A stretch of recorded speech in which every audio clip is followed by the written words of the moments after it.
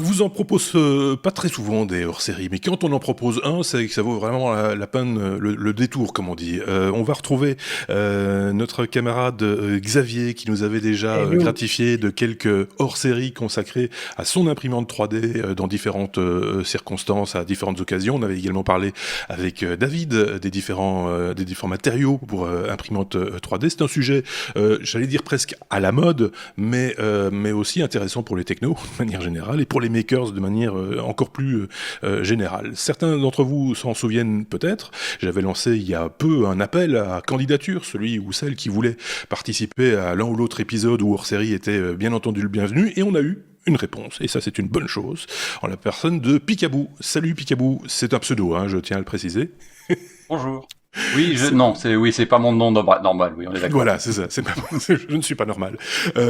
Picaboo, alors c'est assez rigolo parce que il connaît quand même aussi le domaine technologique d'une part, d'autre part le domaine du podcast parce que je pense que tu as œuvré aussi en ton temps au podcast avec un podcast, il y en a peut-être eu plusieurs, mais moi je me rappelle de La Vie des moutons, dans lequel tu faisais un peu l'inventaire, enfin en tout cas tu mettais en avant, tu mettais dans la lumière, comme on dit, d'autres podcasteurs. C'était une façon assez amusante comme ça d'avoir un digest de ce qui existait dans le monde du podcast francophone à une époque. Quelqu'un a pris le relais depuis, je pense, ça continue. J'ai revendu la chose, vraiment dit. Oui, j'ai revendu mon affaire, tout roule maintenant, il n'y a pas de souci. Par ailleurs, tu es aussi youtubeur, quelque part. Ouais, un petit peu encore. Un petit peu encore, puisque tu proposes des petits tutos ou des démonstrations. Non, c'est une chaîne... C'est une chaîne, pas de tuto, j'aurais pas la prétention de présenter des tutos, je suis pas assez pointu dans le sujet, même s'il y a des sujets que je connais bien et sur lesquels je donne des informations, mais c'est pas ça, c'est pas le but. Le but de cette chaîne a toujours été de présenter des petites idées qui me venaient comme ça et de faire du bricolage, du bidouillage, voilà. C'est plus du côté bricolage, etc. Il m'arrive aussi de faire des choses technologiques, concernant l'impression 3D entre autres aussi. D'accord. Mais c'est souvent du bricolage dans un atelier avec des copeaux, avec du sale, avec du pas bien. Do it yourself, comme on dit. Oui, c'est ça. Voilà, c'est ça. C'est donc un maker, comme on dit en français. Oui, on va dire ça. C'est un peu prétentieux, je trouve, mais oui, c'est ça. Oui, c'est ça, c'est un faiseur, quoi. Voilà. C'est un peu comme... Oui, c'est ça, c'est bien faiseur. C'est bien faiseur, comme Xavier, d'ailleurs, qui s'y est pris juste à temps. Lui, il a l'art de faire des calendriers, mais qui sont pile-poil, c'est-à-dire qu'il fait l'acquisition d'une imprimante juste avant le confinement. Je dis pas de bêtises, Xavier. Il a déjà fait quelques centaines de mètres de bobine. Voilà, donc du coup, il a déroulé de la bobine pendant 3-4 mois, et depuis il n'arrête plus à faire en l'occurrence là pendant le confinement il y avait matière à faire, puisque tu as un petit peu œuvré pour fournir des visières, des choses comme ça. On a été nombreux comme ça. Pour les masques, pour pas avoir mal aux oreilles, des trucs comme ça. Voilà. Donc, on aide les infirmiers, les autres aides-soignants et tout ça comme on peut, quoi. Alors pour représenter Xavier, parce que Xavier il est connu dans l'équipe des technos, mais comme ça on refait le tour également. Xavier, lui, tu fais aussi de temps en temps des modèles à visée professionnelle, en 3D pour des objets que tu crées. Alors c'est pas un artiste, il fait pas de l'art, mais c'est des objets technologiques qui ont besoin d'être conditionnés dans des boîtiers qu'on essaye de garder quand même une certaine esthétique, etc. Donc voilà, ce sont des petites choses que tu fais aussi. Oui, je suis vraiment pas professionnel en la matière, mais disons que j'ai suivi quelques tutos bien foutus sur YouTube avec le logiciel Fusion 360, pour ne pas le citer, qui a la particularité d'être destiné plus à la conception d'objets qui ont une utilité réelle plutôt qu'artistique. Donc il y a par exemple tous des modèles qui vont permettre de faire des pas de vis et tout ça à des normes bien précises. Donc c'est vraiment un outil qui est génial pour faire de la conception assistée sur ordinateur pour des pièces qui ont une utilité. Alors il y a moyen de faire des choses design aussi, mais c'est pas le but premier, quoi. C'est très pratique. Donc je suis pas un expert en la matière, mais les tutos que j'ai suivis m'ont permis de faire déjà à plusieurs reprises des pièces que j'utilise dans des cas réels et pour des besoins réels. Je vous parlais il y a quelques instants de David, avec lequel on avait également discuté des différents matériaux en matière d'impression 3D. Lui, il fait un petit peu de l'artistique et aussi beaucoup de modélisation pour des drones FPV, entre autres. Et donc, on voit là toute l'utilité aussi de ce type d'outils. Ce que tu voulais aborder avec nous, Picaboo, c'est de la préparation de son imprimante. Donc, les choses à faire avant de commencer à imprimer un objet. On part du principe qu'on a l'imprimante depuis un certain temps, on sait s'en servir, on sait ce qu'on va imprimer, etc. Ça, on va dire, c'est clair dans notre tête. Mais comme avec tout outil, pas j'ai toujours, envie de dire, pas toujours, non, c'est vrai que Xavier n'a pas toujours les idées claires. Avec tout outil, on va dire, il y a une petite préparation. Autant, il faut graisser la perceuse, il faut de temps en temps nettoyer. Voilà, les outils qu'on utilise dans quelques domaines que ce soit, il faut de l'entretien et il faut des préparatifs des fois qui peuvent paraître laborieux, mais une fois qu'on a pris le coup de main, ça va tout seul et ça devient une habitude. C'est un peu ça l'idée, hein, Picaboo. Oui, c'est exactement ça. Alors, Voilà. déjà, je vais préciser, je suis pas un professionnel de l'impression 3D. Je suis un faiseur, comme tu disais tout à l'heure. Voilà. Un amateur qui est devenu un amateur averti au fil des années, en ayant eu quelques imprimantes 3D entre les mains et en découvrant par moi-même les inconvénients et les avantages et ce qu'il fallait pour éviter les inconvénients. Voilà, en gros, pour simplifier. Okay. Donc l'idée, c'est que encore dernièrement, j'ai eu l'occasion, j'ai dû me concentrer et m'améliorer encore sur ce que je savais pour justement que ces impressions deviennent encore meilleures que ce que j'avais avant, parce qu'il y avait d'autres matériels à brancher derrière l'imprimante et que je ne pouvais pas faire autrement. Et voilà, c'est ça le but, et ça m'a permis de déterminer plein d'étapes que je vais vous expliquer, et qui sont destinées. Alors, si vous achetez une imprimante 3D on va dire haut de gamme, c'est-à-dire les MakerBot des Prusa, par exemple, ou ce genre de choses qui sont des imprimantes 3D de haut de gamme, voilà, oui, qui sont des imprimantes 3D haut de gamme. Quand je dis haut de gamme, c'est-à-dire pas forcément à un prix très élevé, mais par exemple des choses qui sont chez Prusa très testées avant l'envoi à l'utilisateur. Donc si vous la gardez en l'état, vos impressions seront parfaites sans changer l'imprimante, sans la modifier.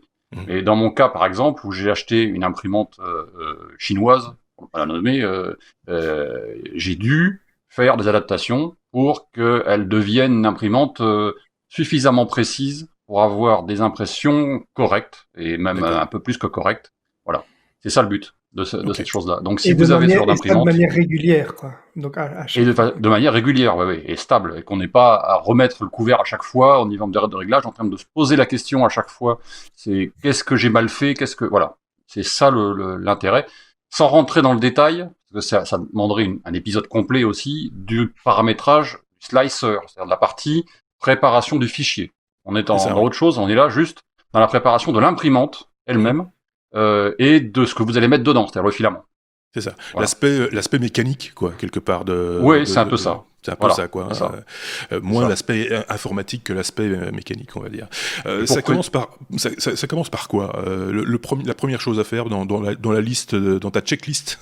Alors dans la checklist, déjà on parle d'imprimante FDM, pour préciser. On parle pas d'imprimantes résine, qui sont aussi très à la mode en ce moment et qui ont un autre mode de fonctionnement. Donc là, pour du FDM, donc du filament, de l'imprimante à dépôt de filament fondu, la première chose à faire, c'est, quand vous achetez du filament que vous avez choisi, c'est de déterminer systématiquement le diamètre de votre filament, avec précision. Ça, c'est important parce que vous allez en avoir besoin pour intégrer les paramètres dans votre slicer. D'accord. Ça, Xavier nous avait montré les différents paramètres à rentrer. On parlait de température, etc., etc. Et donc, à un moment donné, il y a dans les différents paramètres à introduire, forcément, il va falloir dire à la machine, voilà, mon filament, il a tel diamètre. Et comme j'imagine qu'il n'est pas totalement égal sur toute sa longueur, il y a une petite technique qui permet d'avoir la bonne valeur, on va dire. Alors, je pense qu'il y a plein de techniques, mais moi, j'en ai une. Après, est-ce que c'est la technique ultime? Je ne pense pas, mais voilà, c'est la mienne. Chaque filament, normalement, les filaments actuels sont environ d'un diamètre de 1 à 75 mm. C'est en gros ce qu'on nous vend. Mais quand on regarde avec précision la moyenne du diamètre d'un filament sur une certaine longueur, moi je le fais en général sur 20 cm, on s'aperçoit que vous avez des filaments qui peuvent être plutôt à 1,72 ou 1,77 ou 1,75 comme c'est vendu. Voilà, c'est ça l'idée. Or, ce diamètre a une importance pour permettre à votre imprimante d'avoir un débit correct par rapport à l'impression que vous voulez avoir. Plus le débit sera précis par rapport à votre imprimante, plus elle pourra vous fournir le filament qu'il faut au moment où il le faut, et donc imprimer quelque chose qui soit le plus propre possible. C'est ça l'idée.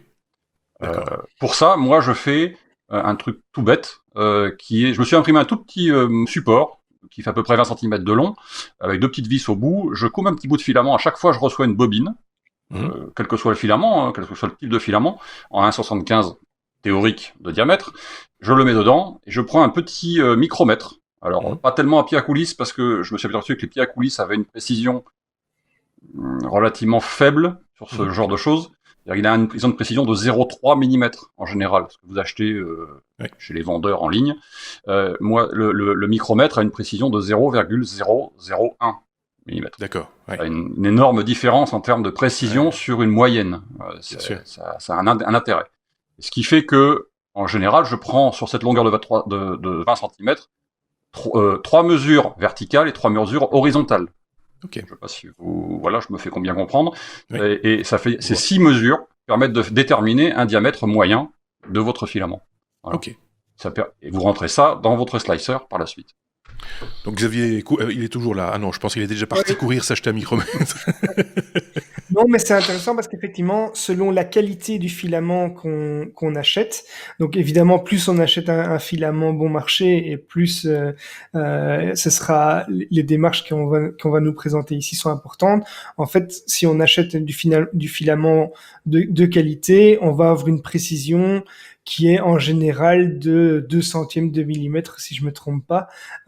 Mais ça veut dire que ça peut faire une variation de 4 centièmes de millimètre. Et donc, je vois tout l'intérêt. J'avoue que je n'y avais pas trop fait attention. Je faisais attention à acquérir du filament de qualité avec une certaine précision. Mais voilà, l'explication ici va m'intéresser. Voilà, alors, ça c'est déjà... Vas-y. Juste le seul petit inconvénient de cette technique, et je n'en connais pas d'autres pour parer à cet inconvénient, c'est quand vous avez du filament flexible. Parce qu'évidemment, le filament flexible, quand vous le mesurez, il s'écrase. Ouais. Et donc, la mesure de ce filament est très compliquée. Voilà. Donc là, c'est plutôt ça va être des essais plutôt qu'il va falloir faire pour arriver à un résultat équivalent. Voilà. Est-ce que sur une bobine, j'ai peur de dire une bêtise, mais est-ce que sur une bobine, on n'a pas le risque d'avoir des différences et des variations plus importantes en fin de bobine qu'en début de bobine ou inversement? Après les tests que j'ai faits, non. D'accord. C'est-à-dire qu'en général, alors si ça varie d'un centième de millimètre ou d'un dixième de millimètre sur la fin de la bobine par rapport au début, c'est à peu près le maximum. Mais il m'est arrivé effectivement de mesurer, pour justement la question que tu poses, de mesurer entre le début et la fin pour voir la différence. Là, effectivement, on peut avoir des petites différences, mais c'est vraiment très minime, quoi. C'est vraiment. Okay. Par contre, entre bobines, on a des possibilités de différence sur un même type de bobine, enfin sur une même marque de bobine, sur des bobines différentes. Parce que je pense que on les achète pas par 50 forcément. On en achète une au mois de mars, une au mois de février, voilà. Et donc les 2 tirages de filaments, on va dire, n'ont peut-être pas été les mêmes. Oui, voilà, c'est ça. C'est pas sur les mêmes machines peut-être, ou les mêmes bains, ou les... Voilà, c'est ça. Etc. Ok, voilà pour ce premier petit chapitre. Il y en a plein d'autres, je me souviens. On n'a pas fini, on n'est pas sorti. Parce qu'il y a plein de choses auxquelles il faut penser, mais là, il fallait rentrer dans le détail peut-être. Vérifier les buses. Moi, je me rappelle, on a parlé buses avec Xavier, c'est important aussi, évidemment. Voilà, c'est ça. Alors, évidemment, la première chose à faire, c'est vérifier que votre buse, elle est propre, qu'elle n'est pas bouchée, et qu'elle est en bon état. Évidemment, puisque une buse, ça s'use, surtout les buses en laiton, qui est un métal, on va dire pas mou, mais enfin relativement fragile, on va dire, par rapport à de l'acier, par rapport à des buses en rubis, par exemple, qui commencent à sortir, qui sont plus chères, mais qui sont aussi beaucoup plus résistantes dans le temps. Donc il faut vérifier qu'elles soient en bon état. Il faut aussi prendre l'habitude, avec cette buse et avec le corps de chauffe, d'apprendre à bien retirer le filament une fois que vous avez fini l'impression. Première chose, on n'éteint pas son imprimante. Alors, vous savez peut-être que vous avez la buse qui chauffe, avec le corps de chauffe autour de la buse, et au-dessus, vous avez un petit radiateur. Si vous avez déjà vu une imprimante 3D avec cet élément-là, ce petit radiateur est refroidi en permanence par un petit ventilateur. Voilà, pour éviter que la chaleur de la buse remonte dans ce radiateur et ne fasse fondre le filament à cet endroit-là. Oui, c'est ça. En amont, le filament doit fondre dans la buse et sortir directement. Il ne doit pas remonter et être fondu dans la remontée. S'il fond à cet endroit-là, ça veut dire que vous allez boucher la buse, puisque forcément, ça va créer un bouchon de filament plastique. Voilà. Et l'intérêt de ne pas éteindre tout de suite son imprimante quand on a fini l'impression, c'est d'éviter justement que la chaleur de la buse, qui elle n'est pas encore froide, ne remonte dans le radiateur parce que votre ventilateur aurait été éteint. D'accord. Vous éteignez votre imprimante, donc vous éteignez le ventilateur. Donc la chaleur remonte dans le radiateur.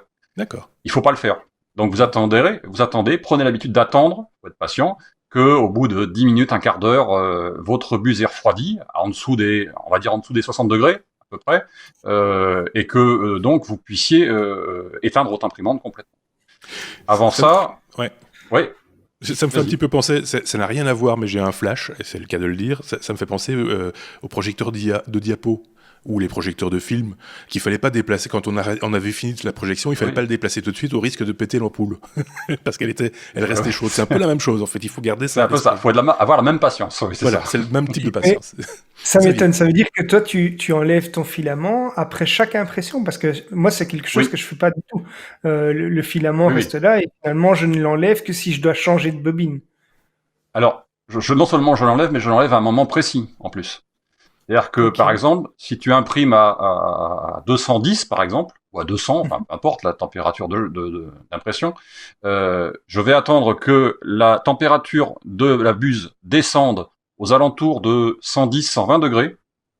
Donc, que le filament commence à durcir, mais pas encore totalement. Ouais. Je le pousse un tout petit peu dans la buse et je le retire d'un coup sec. Voilà. Ce qui permet d'enlever le bouchon en même temps que le filament et donc de nettoyer en même temps la buse. Ok. Voilà. C'est un peu le systématique. Des tutoriels là-dessus sur le cold pull, on appelle ça. C'est ça. C'est ça. D'accord. Ça porte un nom en plus, français toujours. Ouais, cold pull. Je savais pas que c'était utile de le faire à chaque fois, surtout si on changeait pas de bobine, quoi. Donc, moi, je le fais. Avec la Prusa, c'est utile aussi ou pas? Oui, alors après, bon, ça dépend un petit peu à quel rythme tu utilises ton imprimante aussi. J'imagine que si tu l'as remise pendant un certain temps, il vaut peut-être mieux retirer le filament à ce moment-là. Xavier, lui, il imprime en 24 heures sur 24. Hein. Chez lui, plus personne ne dort. Donc, non, mais tu imprimes beaucoup quand même. Il faut le dire. Et peut-être que ça justifie le fait que tu ne retires pas systématiquement le filament. On ne juge pas. Non, mais après, oui, chacun fait ce qu'il veut avec sa buse. On est tous d'accord là-dessus. Alors, la suite. Vérifier, voire changer l'extrudeur. Alors, c'est intéressant, l'extrudeur, il faudrait que tu nous expliques de quoi il s'agit. Enfin, tu expliques à tout le monde de quoi il s'agit. Le fonctionnement d'une imprimante, c'est que on a une buse, on disait il y a un instant, qui est la petite pointe en partie basse de l'imprimante, qui est par lequel sort directement le filament, qui va être imprimé couche par couche. Au-dessus de ça, on a le radiateur, ce que j'expliquais tout à l'heure, qui refroidit qui dissipe une partie de la chaleur de la buse au moment où à l'endroit où rentre le filament. Entre ça et l'extrudeur, ce qu'on appelle l'extrudeur, alors soit vous avez un extrudeur directement sur cet élément-là, donc l'élément buse plus radiateur, vous avez un extrudeur qui est au-dessus, ce qu'on appelle un direct drive. D'accord. Voilà. On en reparlera tout à l'heure, je pense. Ou alors, vous avez une autre solution, d'autres imprimantes qui sont faites avec un système qui est un tuyau, voilà, qui s'en va vers un extrudeur déporté. Alors, l'extrudeur, c'est ce qui va pousser le filament vers la buse. Voilà. Okay. Donc, en fait, c'est un système d'engrenage avec un moteur dessous. En général, ce sont des NEMA 17 ou ce genre de choses, des moteurs pas à pas, qui vont entraîner des engrenages dans lesquels est pris le filament. Et ce filament est poussé vers la buse sous pression, la buse chauffe et le filament est donc expurgé, je sais pas si on dit ça comme ça, mais est donc purgé de la buse pour en créer un filament qui va s'imprimer sur le plateau. Voilà, c'est ça l'idée. Et cet élément-là, l'extrudeur, c'est ce qui fait une grande partie de la précision de votre imprimante, parce que c'est lui qui détermine le débit de filament. Oui, c'est ça. Oui. Voilà. Donc c'est ça ce point-là particulier de la machine fait que, par exemple, sur les imprimantes chinoises, vous avez souvent un extrudeur qui se constitue d'une petite plaque en aluminium, un petit peu formée, enfin voilà, avec des formes assez spécifiques, avec un seul engrenage et un élément à côté qui est une petite roue. Et donc, votre filament passe entre la petite roue et l'engrenage. D'accord. Voilà. Oui. Et c'est en prise directe sur le moteur. Oui. Ce sont des extrudeurs qui marchent plutôt bien, on va dire, mais pas plus que ça, et qui n'ont pas une précision énorme. C'est un peu l'inconvénient de la chose. Tout simplement parce que forcément, le taux de rotation du moteur n'est pas démultiplié. Contrairement à ce que moi j'ai changé alors c'est pas il y a très longtemps, hein, c'était il y a 6 ou 7 mois, donc par rapport au nombre d'imprimantes que j'ai eu depuis et au nombre d'impressions que j'ai fait, c'est très récent.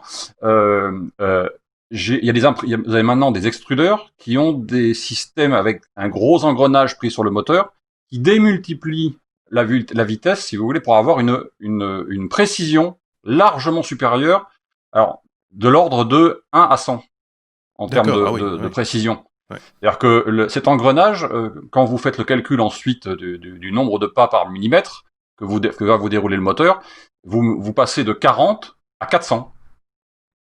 Par exemple. C'est du 10 à 100, mais ça peut être beaucoup plus encore. C'est là qu'on voit où on va gagner en précision. Oui, on gagne en précision. Voilà. Et pour le même moteur, au final.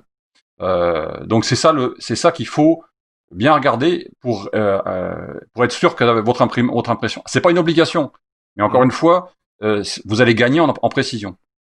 Là, au niveau de l'extrudeur, c'est ce qui va vous faire gagner en précision de l'extrusion, ce qui fera que votre filament ne sautera pas, par exemple, quand vous allez avoir une impression mal réglée. Eh bien, le filament, ça évitera qu'il fasse tac, tac, tac, tac, tac, parce qu'il n'est pas entraîné par l'extrudeur, qui est pas de très bonne qualité ou qui défile pas à la bonne vitesse. C'est ça. Xavier, un mot là-dessus? Tu avais non, mais t'as pas de problème d'extrudeur, toi, apparemment. Et non, effectivement, moi j'ai pris une des imprimantes qu'on considère déjà comme du haut de gamme, qui peuvent être toujours améliorées, mais où ces réglages sont vraiment déjà très fins dès l'origine. C'est ça. Et donc, si on a suivi le manuel d'assemblage correctement, ce qui est même pas forcément nécessaire parce qu'on peut l'acheter. Moi, j'ai pris le kit, mais on peut l'acheter déjà assemblé et testé. En principe, voilà. Et même si on ne fait pas tout bien, en fait, mon imprimante, elle fait déjà des tests avant l'impression et elle fait toute une batterie de tests et elle va vous dire, voilà, il y a un souci avec telle partie de l'imprimante. Donc c'est un confort et je n'ai pas eu à faire face à ce genre de soucis pour le moment. Oui, c'est ça, en fonction, c'est parce que ce qu'on paye aussi quand on achète l'imprimante, c'est toute cette faculté à s'auto-tester, à s'auto-réguler, etc.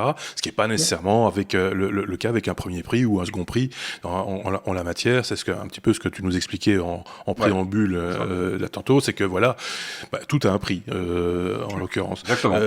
Tu nous avais laissé un lien avec... alors, ça coûte pas très cher en plus, hein. Enfin, je suis assez surpris. Un extrudeur ou une extrudeuse, on dit en français, aux alentours de 45 €, on a déjà un modèle qui fonctionne correctement. Voilà, donc pourquoi s'en priver? J'ai presque envie de dire. C'est exactement ça. D'autant plus que si vous achetez une imprimante premier prix ou on va dire second prix, enfin voilà, c'est quelque chose qui est intéressant à avoir. Alors évidemment, ça a la contrainte qu'il faut mettre les mains dans le cambouis, c'est-à-dire qu'il va vous falloir démonter l'ancien, remonter le nouveau, et qu'il va vous falloir faire des réglages sur votre imprimante pour qu'elle prenne en compte ce fameux extrudeur qui a une précision largement supérieure à l'ancien. Voilà, c'est juste ça. Ouais. Mais il y a plein de tutos, vous allez en trouver partout, des tutos pour expliquer comment régler la chose, etc. Il n'y a pas de souci. Xavier, un truc à rajouter là-dessus ou pas du tout? Non, voilà, tout ça c'est très très clair pour tout le monde. La suite, c'est quoi le point suivant? La suite, c'est ce que vous avez en liaison entre justement l'extrudeur et la buse. C'est le petit tuyau qui est entre les deux. Ce petit tuyau s'appelle le Boden.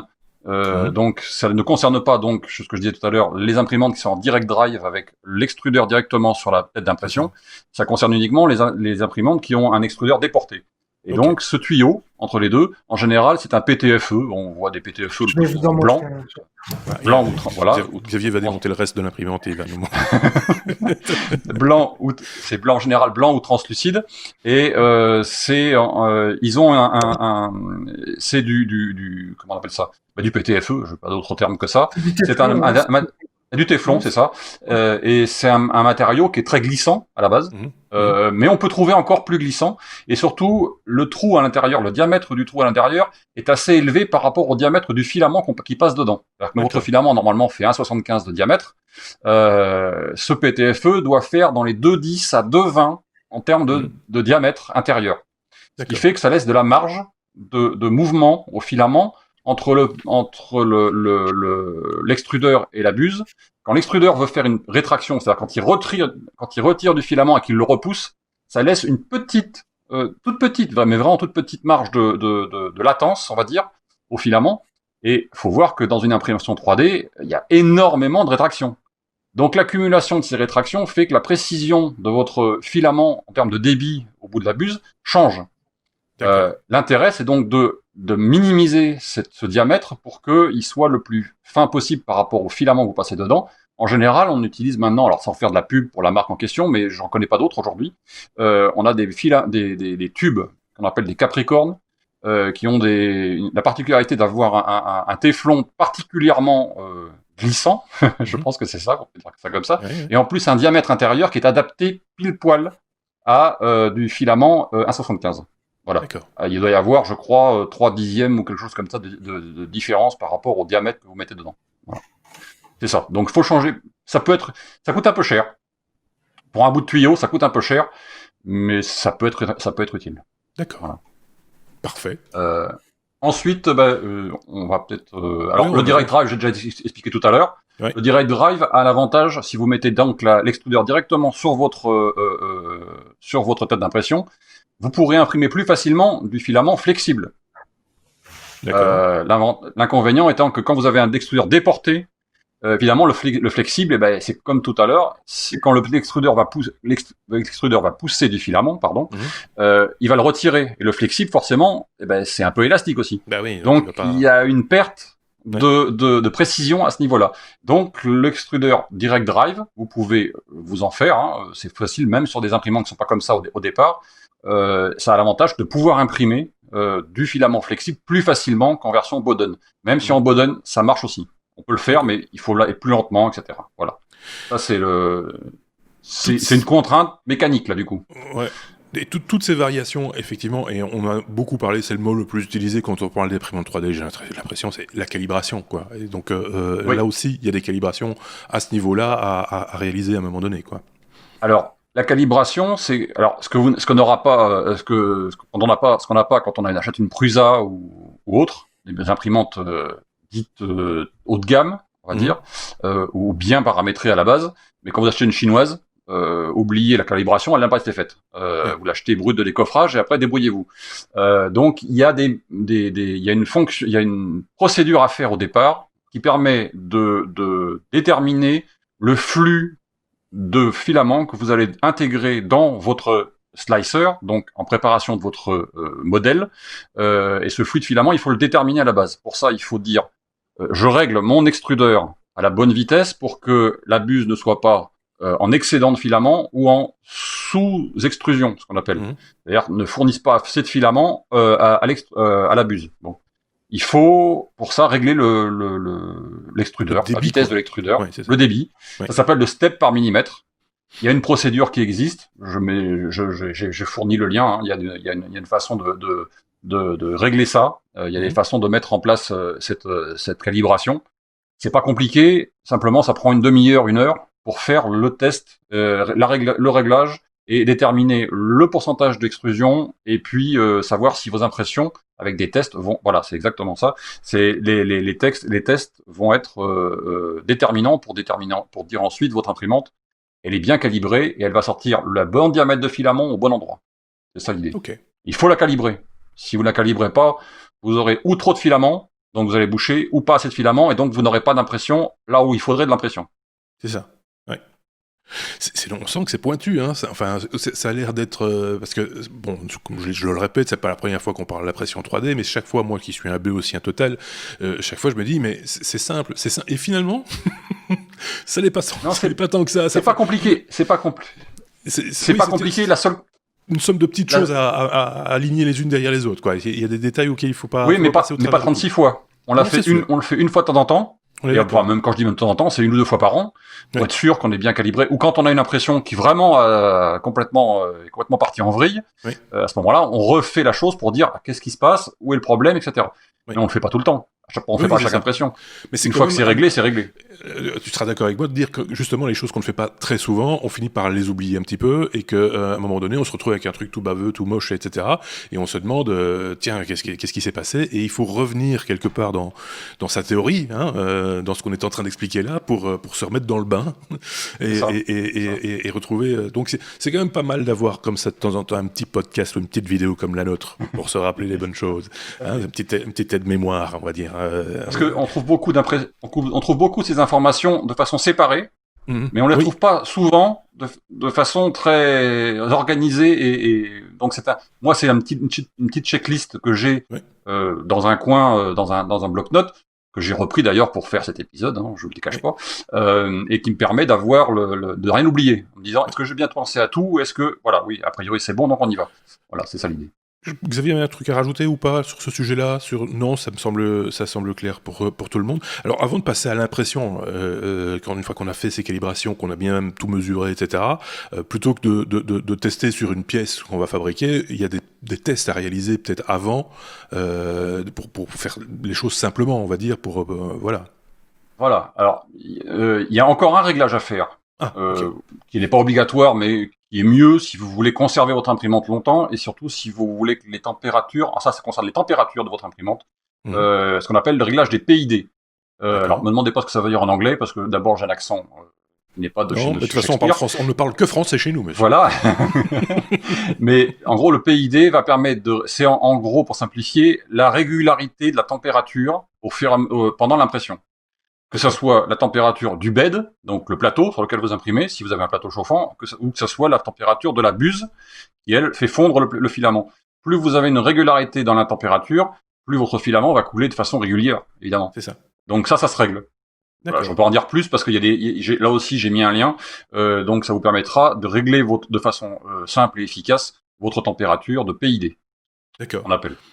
Ensuite, Xavier, tu as débranché ton micro, donc on voit tes lèvres bouger, mais et on a encore du mal à lire sur les lèvres. Hein, c'est quand même. L'idée, c'est proportionnel, intégral, dérivé, et en gros, c'est l'algorithme qui va permettre au système de calculer la température idéale et de la maintenir de manière idéale. C'est-à-dire que quand il va chauffer, il va faire en sorte de chauffer progressivement, et dès qu'il sent qu'il va atteindre après un certain temps la température qu'on souhaitait atteindre, il va se couper, mais au bon moment, et inversement, il va couper jusqu'à ce qu'il voit qu'il commence à chuter trop en température, du coup il va remonter. Donc c'est l'algorithme en gros qui va maintenir cette température idéale et qu'il faut calibrer, puisque le système va chauffer à une certaine vitesse en fonction de différents facteurs. Par exemple, quand on va remplacer, quand on va mettre, on peut mettre parfois des espèces de, on appelle ça des chaussettes en anglais, c'est des chaussettes en caoutchouc qu'on met sur en coton aussi. Le hot end, qui vont maintenir la température de manière beaucoup plus stable. Mais si on met ça, on va devoir recalibrer son PID aussi, puisque on a modifié quelque part les facteurs de chauffe, etc. Donc c'est ça. On va l'encadrer avec quelque chose qui a une certaine inertie thermique, hein, pour éviter qu'il y ait de trop brusques variations de température d'une part. Empêcher la dissipation de chaleur, etc. Et donc effectivement, comme tu le dis, du coup ça change les paramètres de PID, hein, et donc il faut recalibrer de ce côté-là aussi. Donc tout ça, c'est voilà, on sent qu'on est vraiment au poil je ne vais pas dire de quoi, mais on met au poil. C'est très important. Le PID, c'est vraiment très important, parce qu'en fait, si la température n'est pas stable, ça veut dire que le filament va fondre plus ou moins vite, et donc on va avoir une qualité d'impression qui est vraiment inférieure. Donc cette partie-là, même si c'est du réglage fin, elle est vraiment primordiale. Ouais. Quand on a, juste une question, parce que vous avez tous les deux l'expérience manifestement ce genre de choses, quand on a ce type de problème, et qu'on a imprimé une pièce, ça se remarque comment, ce problème-là sur une pièce? On voit des petites vagues, c'est pas lisse, c'est pas plat, il y a quelque chose on peut le constater de visu? Oui, on va le constater de visu, parce que on va déjà avoir, si ça ne fond pas de façon régulière, on aura des couches qui seront pas régulières. Okay. Alors, il faudra s'approcher, mais au toucher déjà, on va le sentir. Il y a potentiellement des choses qui vont apparaître comme des fils d'ange, ce qu'on appelle des fils d'ange, ça s'appelle autrement en anglais, mais quand la tête se déplace, en gros, la température étant trop chaude, par exemple, elle va tirer un fil, c'est-à-dire le reste du filament, et puis il n'aura pas le temps d'avoir été rétracté ou d'avoir arrêté de fondre. Et donc, à ce moment-là, ça fait un fil d'ange. Voilà, c'est ce genre de petites choses qui se remarquent et qui font que on voit que la température, elle est pas réglée suffisamment stable pour maintenir toujours la même qualité de sortie de filament nécessaire. Je sais pas pourquoi ça m'a donné faim, j'ai pensé à la fondue, moi, tout d'un coup, mais bon. Je sais pas. Donc, on parlait des tests. Quel test pour pour voir si tout fonctionne correctement, j'aurais envie de dire. Déjà, il y a un petit test qui va se faire au moment de la calibration que j'expliquais tout à l'heure, c'est-à-dire imprimer tout bêtement un petit cube. Alors vous pouvez le fabriquer vous-même en 3D, peu importe, mais vous en trouverez aussi, je pense très facilement sur des sites de téléchargement de STL. Ouais. Moi, je m'en suis fabriqué un tout bête, qui est un petit cube avec des coins arrondis. Parce qu'il a l'avantage justement que il permet avec les coins arrondis d'éviter l'arrêt dans le coin de l'imprimante, et donc quand ça s'arrête, ça redémarre, même si c'est très rapide, on le voit pas, mais ça s'arrête, ça redémarre, et donc ça fait une épaisseur de filament un petit peu différente entre l'angle et le reste de la ligne qui fait le côté. Moi, je me suis fait un cube qui a des angles arrondis, de façon à avoir quelque chose de régulier, et cet élément-là permet de mesurer donc l'épaisseur de filament qui sort réellement de votre buse. Ça, c'est pour la calibration que j'expliquais tout à l'heure. Et après, vous avez des tests que vous pouvez faire avec des modèles que vous allez trouver sur Thingiverse ou autres, des sites de distribution de STL, qui vous permettent de tester toutes les particularités qu'on a dans l'impression 3D. C'est-à-dire que ce soit des ponts, par exemple, donc un passage de filament dans le vide, par exemple, où il faut que le refroidissement soit suffisamment puissant pour refroidir un filament qui lui-même est sorti lentement, mais assez chaud, etc. Donc, pour avoir un filament qui va rester dans le vide, sur une longueur suffisamment grande, ou par exemple des filaments imprimés en biais, ou avec des angles, ou avec des petites choses très très fines, ou voilà, c'est ce genre de choses que vous allez trouver très facilement sur Thingiverse. En particulier, on a des choses comme un Benchy par exemple, qui est le test que tout le monde fait, c'est-à-dire un tout petit bateau qui a plein de particularités, et qui fait que avec ce test-là, on arrive à savoir si vous allez avoir des filaments qui traînent là où il faut pas, ou si l'impression est bonne au niveau de la coque, ou au niveau du pont, ou au niveau... Voilà, c'est un objet de référence, et on peut c'est un objet de référence qui fait que tout le monde teste à droite, à gauche. Voilà. Et après, vous avez des sites aussi qui vous permettent de faire des tests d'optimisation pour voir si vous avez votre imprimante bien réglée, en vous donnant en plus des conseils derrière en fonction des résultats. Voilà. C'est ça. Alors j'en ai mis un qui propose, je crois, 7 ou 8 tests gratuits. Bon, après, ils ont des choses payantes à côté, mais ça, c'est à vous de voir. Mais déjà, avec les 7 ou 8 tests gratuits, vous pouvez déjà commencer à regarder si votre imprimante, dans quel état elle est. Est-ce qu'elle imprime réellement bien ou pas bien. Voilà. Ça peut être une bonne idée pour commencer. Bah oui, c'est ça, parce que c'est déjà pour se rassurer, parce que je pense, effectivement, je l'avais déjà dit, je pense, dans un autre hors-série consacré à impression 3D, c'est que c'est quand même quelque chose enfin, il y a de la mécanique, il y a de l'électronique, il y a de l'informatique. On a tous besoin, quand on commence à bricoler, pour pas se décevoir soi-même dans les premières heures, d'être rassuré. Tu vois, c'est comme quand on monte son premier Lego, son premier train électrique, etc. On n'a pas envie de faire n'importe quoi, et de prendre plaisir à le faire, parce que si on se retrouve avec des fils autour des doigts, tu vois, genre, on sait plus quoi en faire, et ça colle partout, et là, c'est juste, voilà, ça c'est très déplaisant, quoi. Surtout quand on commence, on n'a pas forcément l'habitude de ce qui est bien ou pas bien en termes de résultats. Et donc, c'est pas forcément évident de se faire une idée, savoir si la machine est bien ou pas au niveau du réglage. Oui. Donc, c'est bien d'avoir des références et un petit test de base, quoi. Pour la suite, on va peut-être accélérer un tout petit peu, des choses à ne pas oublier quand on démarre une nouvelle impression. Par exemple, chauffer le lit, c'est toujours bien. Chauffer le lit quelques minutes avant, pas tout de suite. Enfin, c'est-à-dire qu'on commence pas à imprimer 2 minutes après qu'il ait été amené à 60 degrés. On imprime 10 minutes ou un quart d'heure après. Parce que je sens que Seb va se mettre à l'impression 3D. Oui, on a des chroniqueurs qui vont se mettre à... Mais ça explique maintenant pourquoi il y a des rendez-vous manqués chez Xavier, quand il dans l'escalier « Chérie, je chauffe le lit », et que la rencontre ne se fait pas. Voilà, je rappelle que madame a été testée positive et lui pas. Donc voilà. Oui, voilà, c'est important de... Ouais. Ensuite, pour faire simple, mettre à niveau le lit, ne pas oublier de mettre bien à niveau votre lit par rapport à votre buse d'impression. Ça se fait soit avec une feuille de papier qu'on glisse dessous. Bon, vous avez des tests partout sur Internet, sur YouTube, etc. Vous en trouverez la façon de le faire. Mais on glisse une feuille de papier entre entre la buse d'impression et le lit pour être sûr que l'épaisseur partout où passe la tête d'impression soit toujours la même. Voilà, ça, il faut le régler.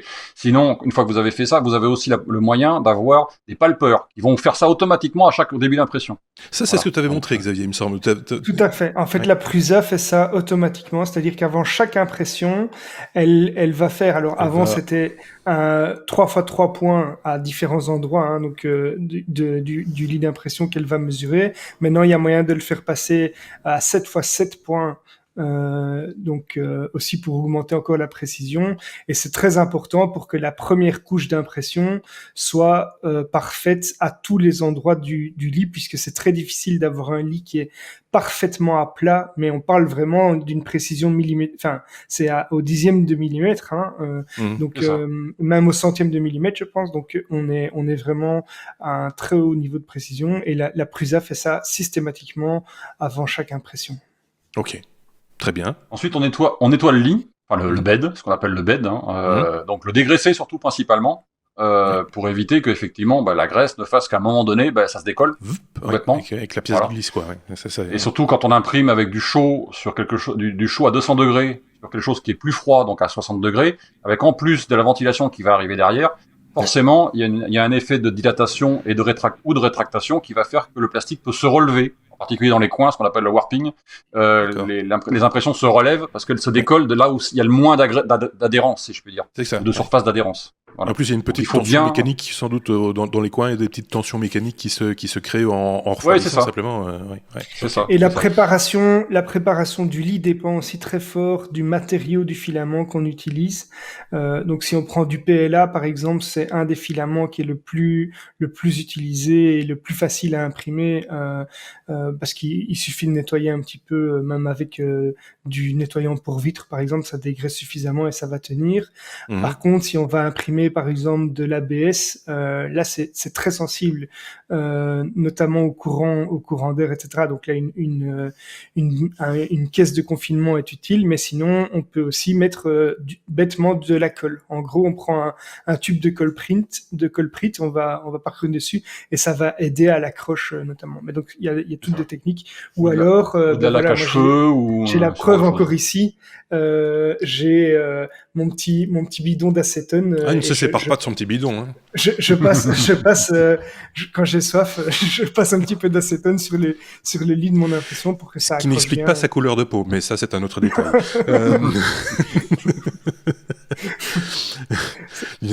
À un moment donné, moi je pars en vrille. C'est comme ça, je suis désolé, il n'y a pas de souci. Donc on a dit dégraisser, préparer la surface la surface du lit. Alors là, il faudra que vous ayez soit une surface qui est la surface vendue à votre imprimante, ça sera peut-être du verre, ou ça sera peut-être je sais pas, après il y a plein de versions de support. Hein. Je sais que moi, par exemple, j'ai une surface qui est en polypropylène, par exemple. Il y a l'avantage que elle accroche à peu près tout. Voilà, donc c'est très simple. Par contre, vous en avez d'autres, hein, des supports des surfaces. Vous pouvez même mettre du scotch du blue tape, ce qu'on appelle, donc qui est un scotch 3M entre autres et autres, qui accroche très bien. Vous collez ça sur votre bed et puis vous imprimez ça. Vous avez maintenant des surfaces qui sont flexibles maintenant, qui permettent de décoller très facilement. Voilà, vous avez des surfaces qui elles-mêmes se décrochent du lit, pour décoller ensuite, simplement en pliant un tout petit peu la surface, pour décoller votre pièce ensuite derrière. Voilà. C'est plus facile à démouler, quoi. C'est ça. C'est plus facile à démouler, c'est ça. Le principe. Ouais. C'est à peu près ça. Mais ça n'empêche pas que ces surfaces-là, il y a de temps en temps certains types de filaments, comme le TPU, comme des filaments PETG ou des choses comme ça, qui ont plus de mal à adhérer que qu'un PLA classique, beaucoup plus simple que le reste à imprimer, quoi. Voilà. Donc il faut bien préparer son lit et bien faire le choix de ce que vous allez mettre sur votre lit. Moi, je me rappelle au début des imprimantes 3D, j'avais eu l'occasion pour un autre podcast, mais c'était il y a presque 10 ans maintenant, de tester une imprimante, on va dire, d'entrée de gamme qui était vendue quasiment en grande surface, si je ne dis pas de bêtises. Et effectivement, c'était très difficile et c'était très démotivant aussi d'arriver à imprimer quelque chose parce que c'était le démarrage était très important. Si ça partait mal, c'était foutu et il fallait recommencer. Et voilà. Quand ça partait bien... Voilà. On peut avoir des filaments qui se décollent, qui se prennent dans la buse, qui entraînent le reste, et quand vous revenez le lendemain matin, vous avez fait un joli tas de filaments. Voilà. Faut pas se barrer trop vite à partir du moment où ça a démarré. Oui, c'est ça. Faut garder un œil. Ça peut se décoller un peu après aussi. C'est ça le problème. Oui, c'est ça. C'est pour ça que Xavier reste à côté de son lit. Tant qu'on est dans la qualité du filament, je vais me permettre de changer un petit peu le programme. On a aussi une chose qui est importante, c'est de garder son filament au sec. L'humidité du filament est quelque chose qui va nuire à la qualité d'impression. On peut voir par exemple apparaître ce qu'on appelle des blobs, c'est-à-dire des petites boules qui apparaissent en surface de l'impression. Et ça, il y a des techniques qui sont tout simplement d'utiliser des boîtes avec des sachets pour assécher l'air, mais on peut aussi tout simplement les mettre dans le four à une température qui dépend du filament, mais qui est en général une soixantaine de degrés pendant quelques heures pour assécher complètement le filament. Et il y a des outils qui sont vendus ou qu'on peut faire soi-même pour ça. Alors moi j'en ai un ici. Celui-ci c'est un modèle de Eason. Je veux pas faire de pub, mais bon voilà, c'est tout à fait classique. Donc c'est un boîtier dans lequel on va mettre la bobine de filament et qui va en fait au fond contenir un petit radiateur, en gros, une plaque chauffante avec un emplacement pour mettre un petit sachet de silica pour assécher pendant que ça chauffe, et ça va maintenir la température de manière constante dans un environnement confiné pour enlever l'humidité. Et ça permet de maintenir son filament en qualité optimale pour l'impression, parce que inévitablement, si vous ne le stockez pas soit sous vide d'air, il y a des techniques, hein, on prend un emballage, par exemple à surgeler ou quoi qu'on peut vider, ça permet d'éviter l'humidité. Mais si on n'a pas ça chez soi, eh bien de temps en temps, avant l'impression, faire chauffer son filament pendant quelques temps pour l'assécher complètement. Il ne faut pas laisser tourner ça en permanence, en fait, parce que ça consomme. Non, ce qui est important, c'est de le stocker tant que possible,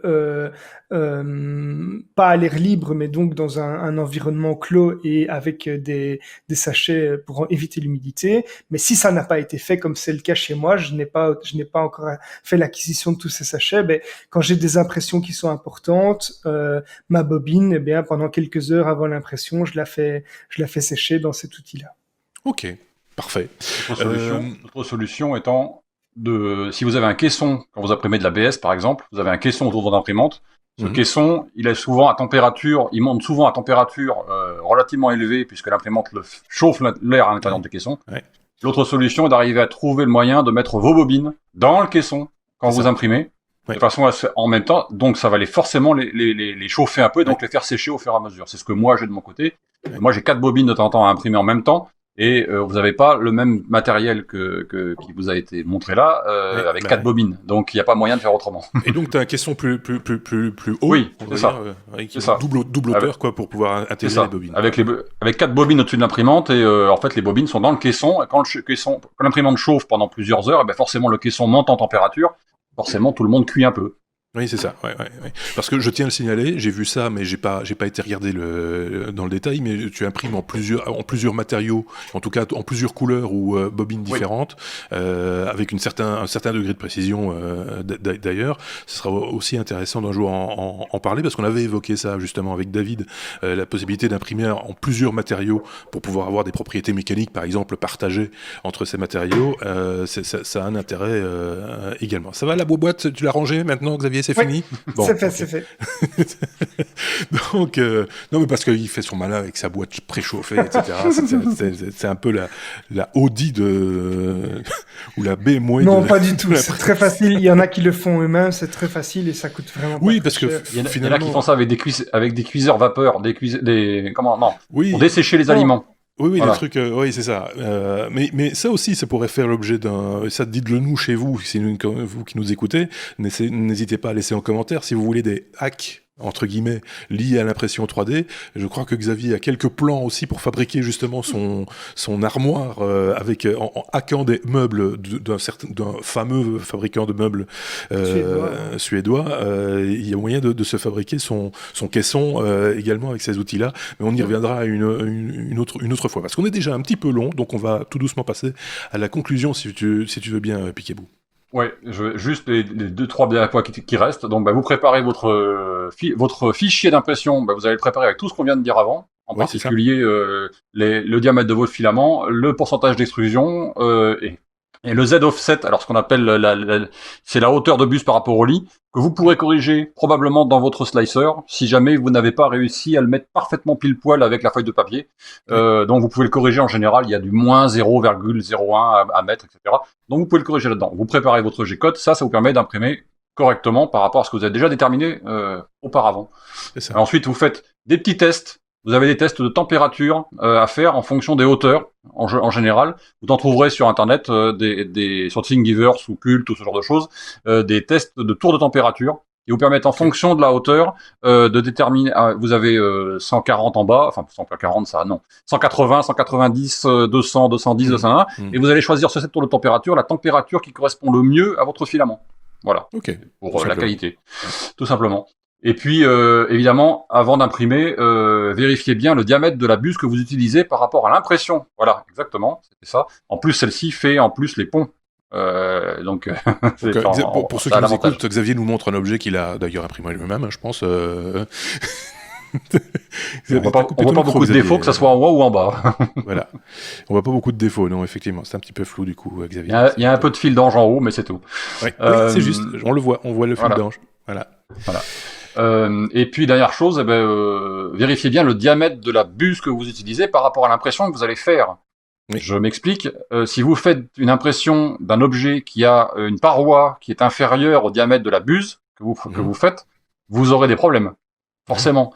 Puisque, à un moment donné, soit c'est le slicer qui va vous dire, si c'est un bon slicer, que ça n'imprime pas. Donc, quand vous allez faire la prévisualisation, il va vous dire, ah bah non, ce mur-là, moi je le connais pas, et au revoir monsieur.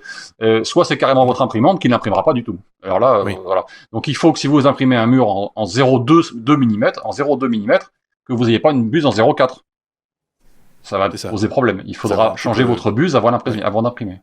Bien sûr. Voilà, donc il faut adapter la buse. Oui, donc ça fait partie, comme je le disais en préambule, quelque part, de faire les bons réglages sur son outil, comme sur une perceuse, une scie ou que sais-je. Xavier, avais-tu quelque chose à rajouter ou un commentaire? Non, je pense qu'il a été très complet, notre nouvel ami ici. Donc voilà, on répondra aux questions, aux remarques, parce que il y a quand même beaucoup d'informations qui ont été données ici. Donc, on va veiller à mettre quelques liens utiles, si possible, en dessous de la vidéo. Et comme d'habitude, on répondra aux commentaires quand on peut. Ouais. Avec plaisir. Eh bien, c'était un vrai plaisir, Picaboo, d'avoir conversé avec toi autour de ce sujet. J'espère que... Voilà, écoute, donc l'exemple, je tiens à le préciser et à le rappeler, c'est un auditeur qui est devenu chroniqueur. Donc ça arrive, ce sont des choses qui arrivent chez les technos, et donc les portes sont ouvertes. Pas toutes, mais beaucoup d'entre elles, et donc vous entrez en contact avec nous si vous voulez faire le même parcours que Picaboo. Vous êtes évidemment, bien sûr, les bienvenus. Je pense qu'on se reverra. Picaboo, il n'y a pas de raison, soit dans un épisode éventuellement. Tu t'intéresses aux technologies de manière plus générale? De manière générale, mais c'est comme épisodique, c'est-à-dire que sur certaines technologies, je suis très cadré pendant un moment, puis après je change de crèmerie, et puis je vais voir autre chose. Voilà. Oui, c'est ça. Ouais. Il y en a quelques-uns comme ça dans l'équipe qui sont aussi un petit peu monothématiques pendant un certain temps, puis voilà. Et puis il y a ceux qui veillent et qui regardent un petit peu tout autour d'eux, etc. C'est ça aussi qui fait la diversité de chroniqueurs chez les technos, que ce soit pour des hors-séries ou pour des épisodes hebdomadaires. Merci beaucoup, Picaboo. À très bientôt, bien entendu. Et puis on mettra toutes les références, comme l'a dit Xavier, que je remercie également. Salut Xavier, et on se dit évidemment à très bientôt. Salut.